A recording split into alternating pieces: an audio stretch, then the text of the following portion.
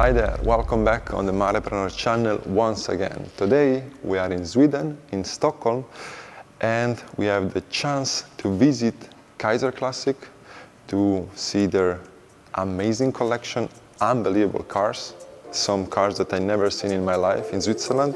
So let's start with analyzing the first cars in the garage.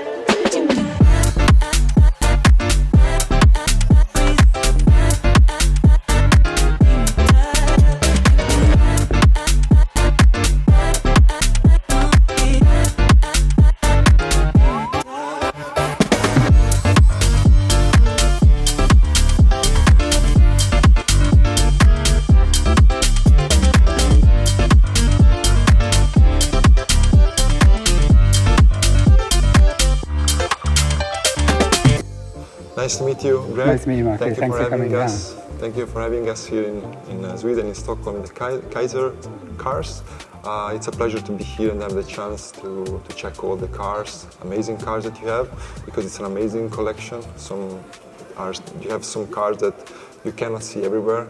And to me, that I'm coming from Switzerland, it's the country where we have a lot of Porsches, but here we have really, really unique models. So yeah, I would like to ask you if you can maybe check some cars first, like you can give some introduction about the cars, because I know you have like really specific models. And yeah, so we have a lot of Porsche. So the Kaiser family, Gerd Kaiser specifically, started racing with Porsche back in the 50s. So he used to race the 550 Spider, you can see some pictures over there, and also a 356, which sadly isn't here, it's just gone back to Germany last week. So yeah, we have one of his old race cars, which is really cool. The family have a really long history with racing Porsche, with owning Porsche. Pretty much bought, sold and raced every model since the 50s. So yeah, right back to the 550 and the 356. So the earliest car we have here at the moment is a 65. We have a 1965 911. I think that's slate grey, the colour over red interior, which is a really nice combination. I think they produced around 240 to 250 1965 911, so that's an incredibly rare car. Obviously very special because it's first year model of the 911, so yeah, super special. But that's not actually the rarest car we have. We also have a Turbo S Leichtbau, one of 86 made. That car was the one in the corner. The one in the corner, yeah. So yeah, you guys can get some video of that later. But yeah, that car has, it's just, as I said, just one of 86. It was something, a project that was initiated by Porsche's Sonderwunsch program. So Rolf Sprenger went to the board of Porsche and recommended that if they lighten the car, put a bit more horsepower in, they changed some panels, so carbon Kevlar hood, aluminium door panels, minimal soundproofing, so lightweight interior, lightweight seats, no electric windows, no AC. I don't know if it has power steering either. That particular car is a no options car, so of the 86 that were made, I think only 14 were spec'd with no options at all. So like that's the most pure form of the Leichtbau. So fully driver-oriented car. Yeah. So that's a really rare 911 if you're into your Can Porsche. you go maybe and check it together? Yeah, you can have a look in just to show to the audience.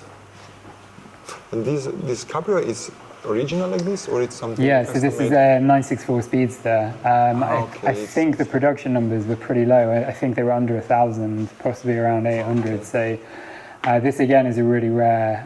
If you're into 911s, like these two cars, if you saw these at Cars and Coffee, you'd be pretty, pretty surprised. Especially the Leichtbau, as I said, there's only 86 of those in the world. So yeah, they're super rare. But Speedsters are a little bit more common, but a lot of people build replicas as well, but this is a genuine factory Speedster. Not a factory Widebody, interestingly. It was widened at the Japanese dealer, whose name I can't remember. Is it Mitsuya? Liberty Walk or RW? No. It's no, way before those guys were widening stuff. So yeah, like this is. I can't remember the name. It begins with M. Famous Japanese Porsche dealer, and they did the widening kit back when the car was basically brand new. So it's almost like you left the factory. There's no welding or cutting. So it's not a factory wide body, but it was done at a Porsche dealer in Japan. So yeah, really special car. This one has a Cup chassis, which is a pretty interesting choice on a cabriolet, automatic cabriolet, but fun to drive, and yeah, super special. And then, as I was saying, we also have the 65 911 slate grey over a red interior, and these are around 240 to 250 produced. So this is another really special 911. And a curiosity, so do you know how many you have in Sweden? Like 911s? Yeah, like this one or F-bodies, early long hoods. I don't know. We've got a lot. We've got a lot of RSs. Okay. So yeah, 73 RSs, a lot of like RSR replicas, a lot of hot rodded long hoods. So yeah, we have. I think there's a rumor that Porsche, Sweden or particularly Stockholm has like the most 911s per capita of any country. I don't know how true that is, That's but interesting. we have a huge amount of Porsche here. It's one of the bigger clubs and bigger scenes. Yeah. Another curiosity, I saw you have 4 engines here, or maybe even more. Are you selling these engines? Yeah. So that's a M64 3.8, if I remember correctly. So that's taken from a 993. Has had a full rebuild. We have an in-house workshop. A guy called Bertil Carlson does our engine rebuilds. He's worked for Porsche for over 50 years. Yeah, he does all the work on these engines. That is, I believe, standard internals, but it's been operated with individual throttle bodies made by a company called AT Power, who are a company we work with in the UK. So yeah, they make some really cool stuff. It's expensive, but That's it's really interesting. Really cool. So yeah, so we sell parts and spares for lots of different brands, but mainly Porsche. We have a lot of Porsche spares too. That's very interesting. I saw also you have one roof engine. Yeah. That's very interesting. Yeah, so the roof engine is actually from the blue roof over in the corner. So that's the original engine that was in the car. But we, Stefan Kaiser took that engine out, decided, I don't know if he wanted more power or it was just a fun project, but put an engine in from a company, I think if I remember correctly, it's called Turbo Technics. It's a US, or Turbocraft, sorry, US company, flat fan engine, around 650 horsepower. So this is the original roof engine, which I believe is somewhere between 400 and 450, and now we have this flat fan Turbocraft motor, which is around 600 horsepower. Crazy numbers, Yeah, crazy. In a car that's 2-wheel drive, no power steering, no ABS or anything, it's a proper monster. So, so yeah, really cool project. Perfect. And here behind I see first the Shelby. Yeah, so this is a genuine Shelby GT350. These were made in pretty low numbers. They've become highly collectible now. So you're looking at, for an original car, around they're north of 200,000 US now, maybe 250 to 300,000 for a really pristine car. This is one of the few that was modified. So Stefan did the modifications around 20 years ago. So before the values of the car had gone up. And this has got a 408 small block that's been built. It's got Porsche brakes, which is really fun because of his connection with Porsche. Carbon fiber drive shaft, Recaro seats, half cage, coilovers all round. It's like a Pro Touring chassis. Fuel cell in the back. It's he built it to, if I remember right, he built it to run on the ring, which is not many people would build a Mustang, especially a fastback 67 for the ring. And then also make the modifications to make it as quick as possible. So that's very interesting. But I have a curiosity, like in Switzerland, we don't have American cars. Like not at all, but the number is very small. Yeah. Like checking your collection here, you have a lot of Sweden has a huge American car scene. So so Porsche is probably Porsche is a bit Stockholm centric. There are Porsche clubs and owners all over Sweden, but I think the bulk of them are in Stockholm. If you go outside of Stockholm, it's American cars. So, Okay. Really, a lot of American stuff, which is really fun. It's a really good scene, and that's very interesting. they build some really nice cars. So, You know, also in the city center, I saw a lot of American cars as well. It's to me, it's like making a different impression because in Zurich you don't see them in general, except Corvette maybe is the most famous one, but other than that, not so much. Huge, yeah. So that's was a very there's companies who just deal with American cars here, purely American, nothing else. So it's a big scene, big market. Very interesting. We have a lot of really good American cars. A lot of Cobras, GT40 replicas, GT40s, GTs. Millions of Mustangs, Corvettes, Camaros, a lot of 50s cars as well, like Bel Airs, Impalas, and just so many US cars, Buick Rivieras, loads. Very interesting fact. And the Audi Quattro, it's also very rare. I mean, in Switzerland it's very, very rare and it's so expensive. We have a few here, so we've. This is the fourth one that we've had in the showroom. Sorry, fifth actually. Yeah, the fifth that we've had in the showroom. So we've got a replica S1 that's just around the corner. We had an A2 rebuilt to FIA specifications. That was a rally car. We had a white, just a white Quattro, quite a late model. I think it was an 88. Red, again, like a late Quattro. This one has just come in. The guy came in yesterday to look at it, and he's got a 800 horsepower 83 Quattro. One of his good friends has got a green Quattro as well with more than 800 horsepower. So we actually have a few of them in Sweden, which is really cool. So that's very nice. It's very a nice touch to the whole collection. But you're selling all of these cars, or absolutely, like a private? Everything is for sale, and we sell. The majority of our cars we take on consignment because you'd have to have a really big bank balance and take a lot of risk to acquire this much stock. So the majority of our cars we take on consignment and sell them on behalf of customers. That's very interesting. So it allows us to have a really diverse. Lower risk and a much more diverse stock. But we never know day to day what could be coming. Like today we had a Bentley Turbo R turned up that was owned by the former touring driver Rickard Rydell, which is really cool. We just had a Corvette C3 arrive, a cabriolet that looks completely stock but has a 598 engine. We get such a diverse mix of cars. That's very interesting, And this is the only garage you have? Like the only showroom? Yeah, at the moment, So we just have this premises here in Bromma. Okay. Do you have any plan to expand it in Sweden? We've not discussed it yet. Like at the moment, we're just a small team. We've got so much to do here with just a small team that we have. That we're not.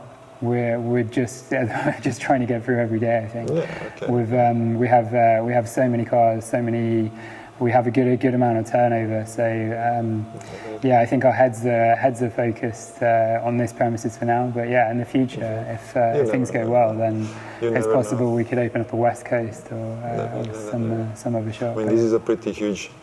This is so big already. Right? So we have such a massive. I mean, this is for a classic car dealer, there's not many independent.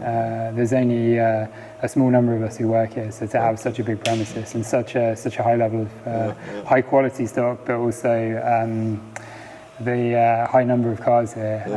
It's the idea of taking on a second premises sounds a bit scary right now. We have enough to do here, but and this is the first one that appeared on Google when I searched for car collection or showroom car collection in Sweden. This is the first one that appeared. Oh, that's really cool. And, that's good to hear. So we're doing something right then. Exactly, but I didn't see many other garages that are doing similar I mean, there's a few. So. We have friends up in Uppsala, a garage called Motorcon, who their stuff is even higher level than some of the stock. Slightly higher price range, slightly different clientele, but the guys there, Philip and Johan, who are involved in that company, proper car guys, have some amazing stuff in their collection. So that's another garage that's similar to us. There's a lot of US US car garages dotted around Stockholm that carry some really nice stock. There's a guy on Venda, a guy called Henrik at Premium Classic. He's got a really beautiful barn out there with some really nice stock in. So yeah, there's stuff dotted around. You just need to know where to look. But yeah, if you want to see American cars, there's a lot of good American car dealers. There's fewer companies doing Porsche, and there's a good one in Malmo as well. The guys at Cave 11, they have a mix of stuff, but mainly Porsche like us, and they have a really incredible collection. So there's some really there's some really great garages there. That's very interesting. I mean, especially the American cars, to meet something new. Yeah, it was for me too. Like coming from England, there obviously the cars are completely wrong because you're on the wrong side. So it's a very niche thing in the UK because the cars just don't function well if you're driving on the wrong side. It's just it's not a good setup. So as I say, it's quite a niche thing. Whereas here it's normal. Like you can bring a car from the US and just drive it like a normal. I drive a US car, I have a Cadillac, and I can just drive that every day like a normal car, whereas in England that would be weird and it just wouldn't function. So the US car scene is really big here, and so for me as well, coming to Sweden, the first car I bought here was an old Plymouth, so I've really gotten into the US car scene since I've been here at Porsche as well, but also get exposed to a different scene. Can we maybe finish quickly the round? We'll ask you about a few cars, the BMW here. Yeah, so that's a early 73 3-litre CS, so it's a genuine 3-litre CS. Because it's an early 73, that meant the aero kit wasn't factory fitted, so that was fitted after it left the factory. But still, a really cool car. The most valuable ones are the ones with the factory fitted aero kit. I've seen those for sale for up to €500,000. So, it's a lot. So we have this out at 249,000. The current owner has had the car since '94, so the last 30 years. He's changed the engine spec from he's brought it out to a 3.3, put a 5-speed gearbox in it as well. So the spec is he's built it to drive and enjoy. He's an older guy. He has a hot rodded 65 like the other one that we have over there, which probably tells you a bit about him. That's one of only, I think they were made around 240 of those cars. And he's fully hot rodded with a hot engine and suspension, and so he's a really cool guy. Just really enjoys his cars. So a really nice example of a 3-litre CS, but also with nice ownership history, which is fun. I see. How do you look at cars? Like, if you are the owner of this car and you do some modifications, is it losing price in Sweden? Because if you do that in Switzerland, you will lose a lot of price if it's not stock. For sure. I always say like the more original, the better. Like so it's the same. The cars, like collector. The problem is when you get to this value of car, you're becoming, the market narrows. So when you start selling, the general population buy these cars, and then as the value goes up and they get more old and unusable, then it goes to enthusiasts. And then enthusiasts drive them, they enjoy them, they modify them, you use them as they should and have fun in them.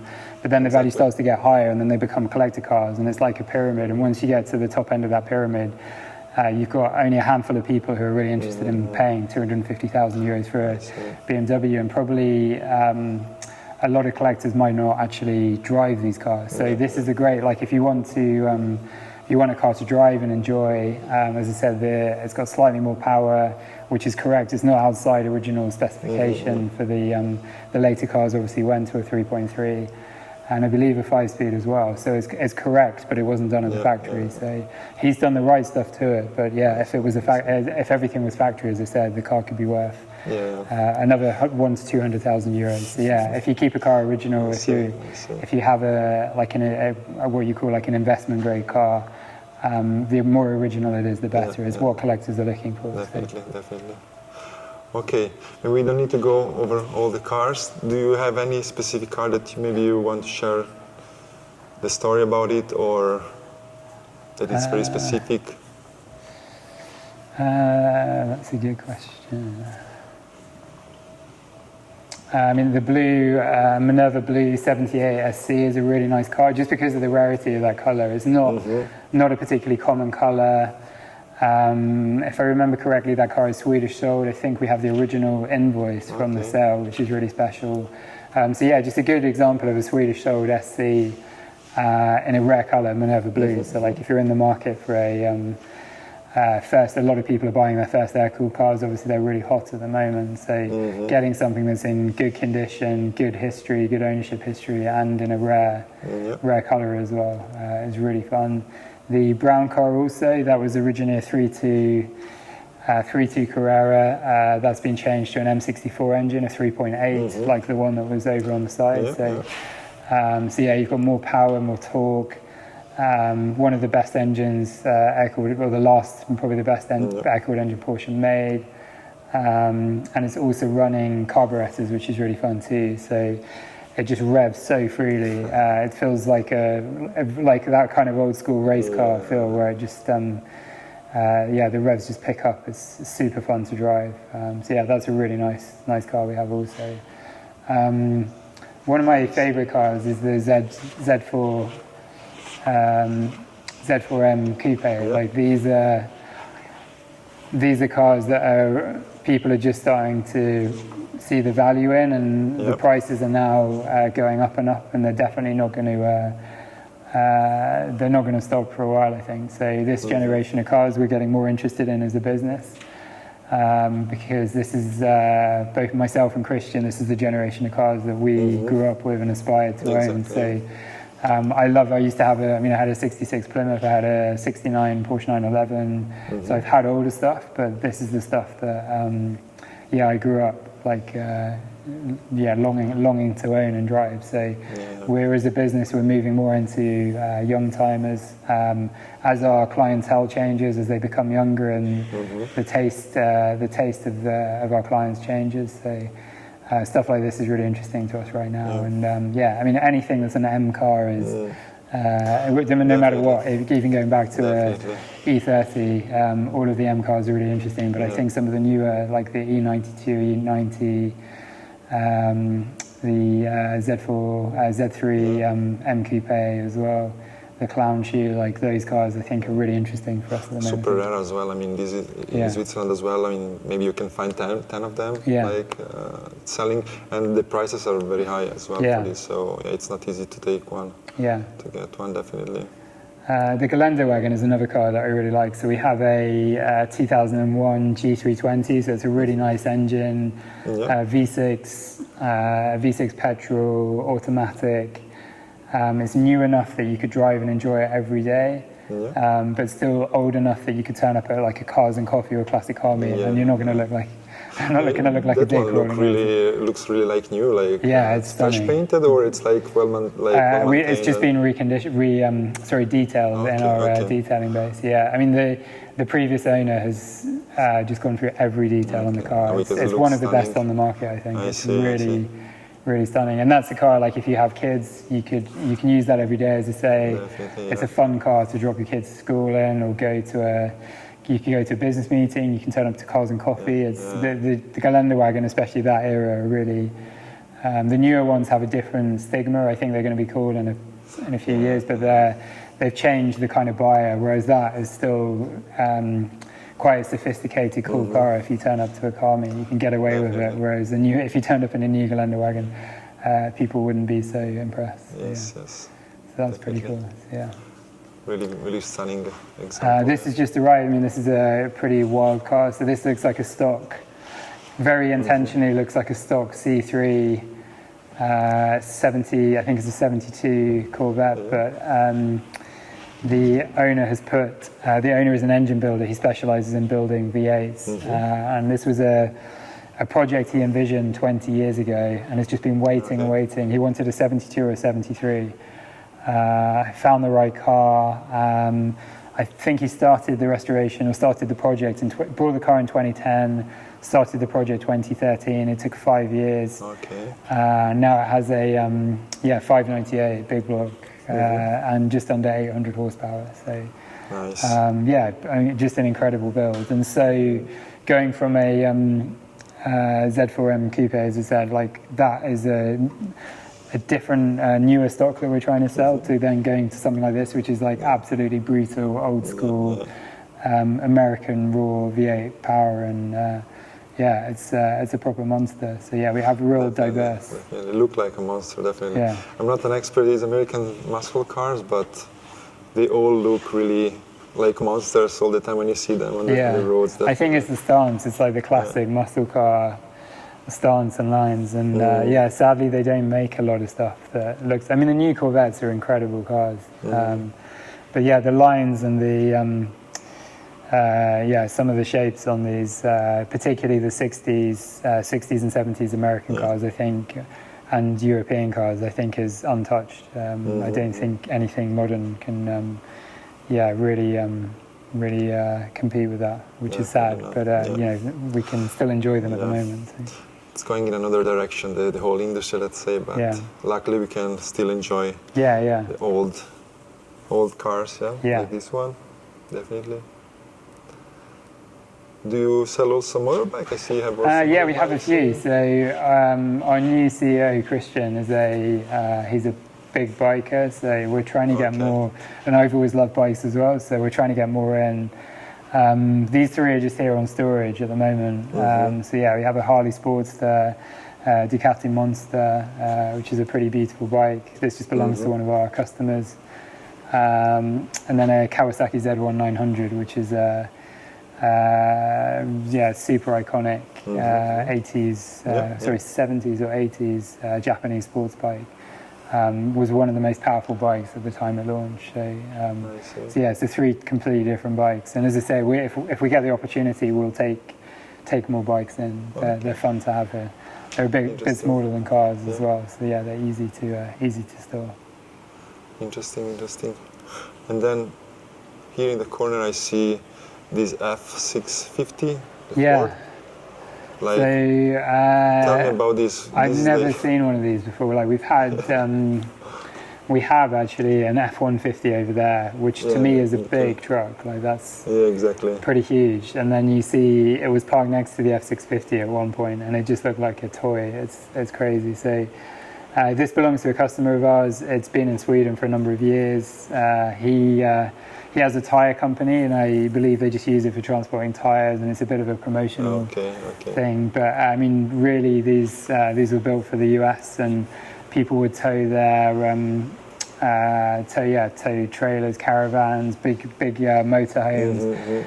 If you're a NASCAR team, you probably have a massive hauler, big trailer behind. So yeah, a lot of race teams use these. But yeah, they're pretty amazing to see. Like I've never seen anything as big as this. You need a truck license to drive. I've never seen a pickup like huge like this. I mean, the Dodge Ram and all of these models are huge already, as you said, but this one, it's like next level. Yeah, so this is pretty wild. And as I say, you need in Sweden anyway, you need to have a truck license to drive it. So, okay. That's interesting.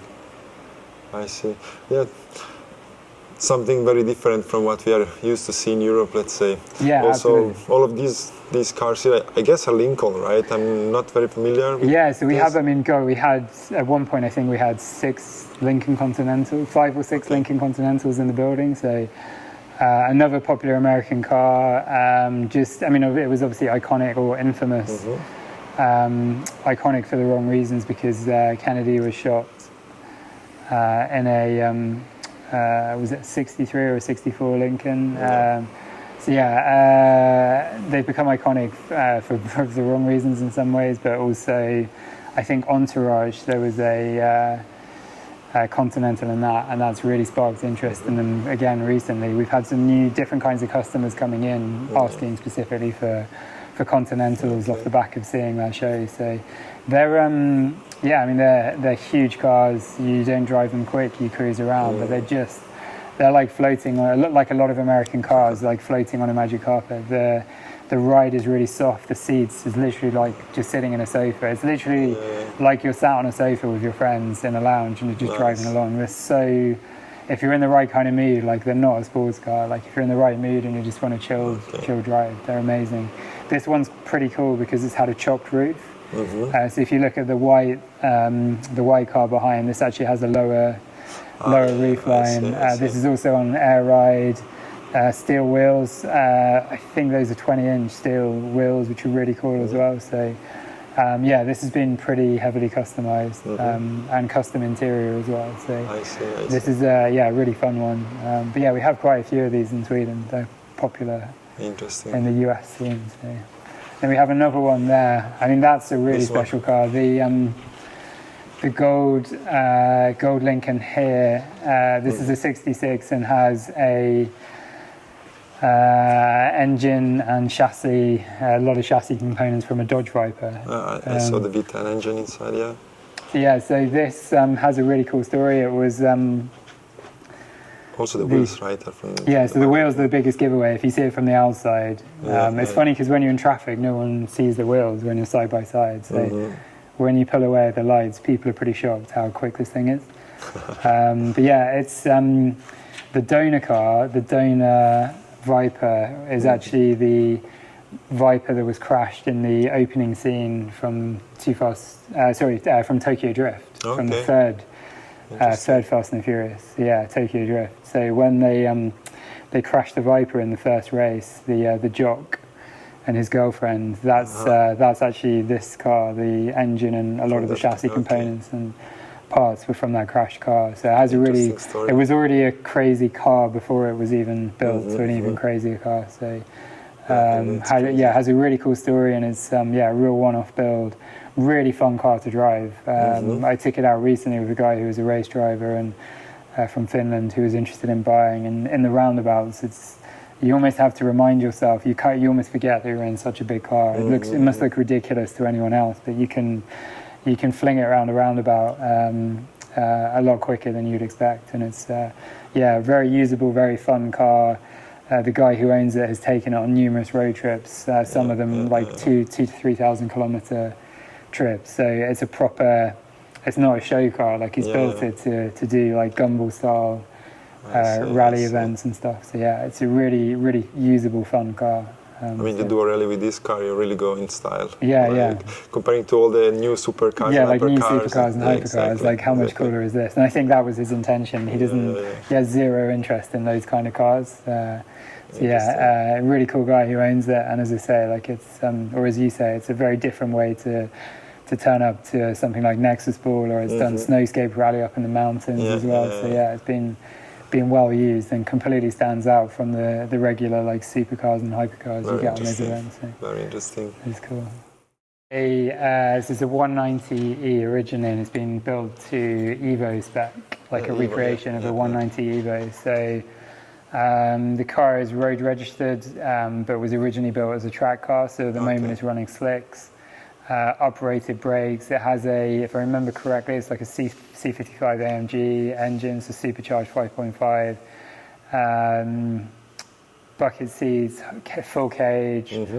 I think it's a original fuel tank. It's not got a fuel cell, so it's not like FIA spec, but it's built as like a track, very, very quick track toy. So really cool build. We just sold this car today. So it's insane to have it like street legal as well. Yeah, that you can drive. I mean, it was built as a track car, and then the current owner decided to make it street legal, which is nuts. It has a race clutch in, so it's not a fun car to drive on the street, but pretty wild if you fancy taking it out. But.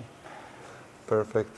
Thank you very much, Greg. I think we're in the end. We don't need to go into details about all the cars, but it was a huge pleasure for me to come from Switzerland and having the chance to visit you, and to see all of these unbelievable cars. Yeah.